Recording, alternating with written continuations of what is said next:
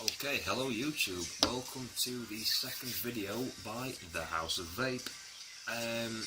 Firstly, it was mentioned to me that, like an idiot, I had my phone set up in portrait mode, so as soon as you hit expand video, the video ended up being about this big on your screen. I can only apologise for that. I completely forgot about that when recording on YouTube. So anyway, on to what I was going to talk about. I was thinking I might carry on about the whole battery theme. Instead of carrying on bambling on about battery safety and blah blah blah, because everybody gets bored of hearing it, granted, not the only ones. I thought I'd actually go on to discussing about battery chargers. And my personal favourite battery charger that I've had 3 or 4 different ones. It's the DigiCharger D4. As you can see, there's a few dings, and I've actually had this quite a while now. Personally, I think it is an absolutely amazing charger. Not only this, is you can actually turn the screen off, so at night when you go to bed, you've not got this light in the corner of the room, or wherever your charger's set up. I know a lot of people have it in a different room. But yeah, it is just a little bit of a bonus. I want to run through a few basic features, the sort of batteries it can fit inside it, because it can actually hold quite a variety of chargers. I'm also going to talk about a couple of flaws that I've noticed on it through regular use. Not just the first appearance flaws, but a couple that I've noticed through regular use. As we all know, a lot of people with battery chargers, because obviously we get through batteries quite quickly, especially cloud chasers, we do end up leaving them on permanently, and we're not really supposed to do that. Everybody knows it. You've got a variety of different modes with this charger. I have to plug a battery in for it. I've already grabbed some. No, these are dead. Sorry, these are flat batteries. Just to run through the different size batteries it will charge, starting with the biggest to smallest, as it's listed on here.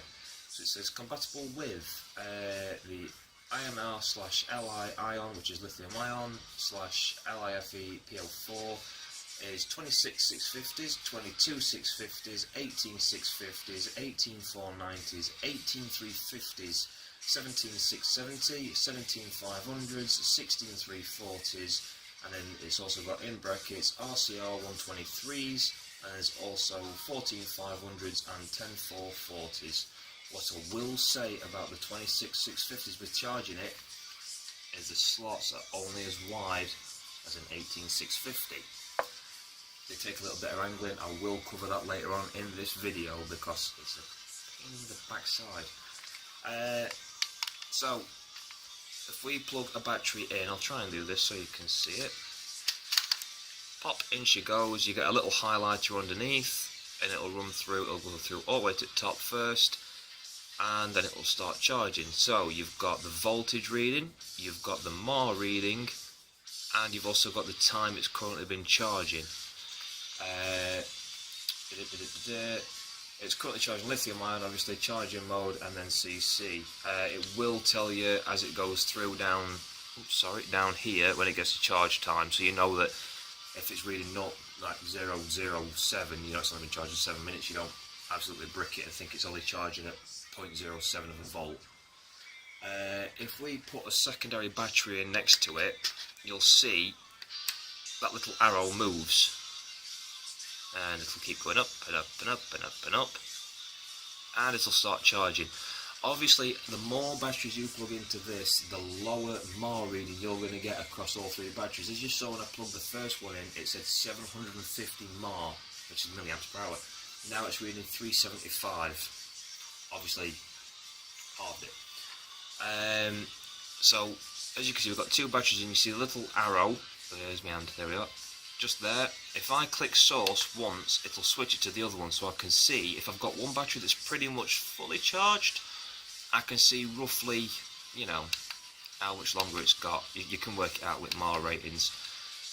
Now, for the 26 650, like one of the iJoy ones, you can't really charge it in the middle 2 sockets.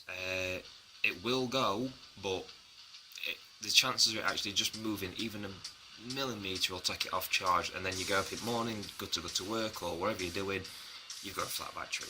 Not good. So one of the end sockets, push it down, and place it in, and you have to kind of push the battery slightly. So I'm trying to do this without actually looking at the charger. Oops, there we go.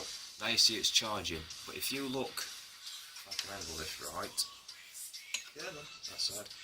You see how much of the battery is actually sticking out of the top? I know these chargers don't hold them the best. If you're prepared to have to run that risk of not having a fully charged battery, if you're running on 26650s only, fine, go for it. If you don't want to run that risk, I would advise going and buying a charger specifically designed for 26650s.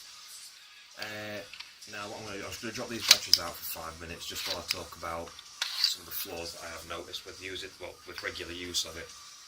Obviously, like everything that's electronic, they do run the risk of getting ridiculously hot. So obviously, like all electronic units, you've got these little feet for them. I would advise standing on something flat. The other flaw that I've noticed is these metal prongs inside that are obviously spring loaded that put pressure on your battery. They do bend very slowly over time. They will bend back and back and back and back until you'll plug even an 18650 in and it will not charge. It's really simple fix. I need to bend these back, so I'll show you on this video. Literally just put your finger behind one and just gently pull it forward till it's straight. You know, straight by eyesight. There's no point getting tools out and stuff like that. Just literally bend them straight. See, I did this not long back, so these aren't bad. There you go, nice and straight. That's one of the biggest flaws I've noticed. The only other flaw I've really noticed is if you do catch this bottom button, which cycles through different charging modes, like particularly you've got ones that are setting it specifically for one kind of battery, which is the nickel. I can't remember the full name of the battery, but it's a nickel something or other ion, or along the lines of. I've never once used them in my life, so I don't know. If you do that, basically either unplug it or take your batteries out kind of quickly, because you don't want to be pumping in the wrong kind of current for that battery, as you do run the risk of blowing it. So that is the Nightcore Digicharger D4. Honestly, my favourite charger that I've owned, and that, like I said, I've gone through 3 or 4. If you ever do look at buying a decent charger and you're not going to buy a Nightcore or blah blah, do your research first, because I got stung like that on my second purchase of a charger. It was shiny. I got shiny-itis. Oh look, shiny, I'm going to buy that. Yeah, don't let yourself be tricked just because something's shiny. Actually do the research, put the time into looking it up. Failing that, ask vapors. You know, even if you see somebody in the street vaping, give them an ask, and they'll probably be more than happy to tell you. So, thanks for watching, guys. I hope you liked the video. If you did, hit the little thumbs up button at the bottom, and don't forget to subscribe, as that'll keep the videos coming. Cheers, guys.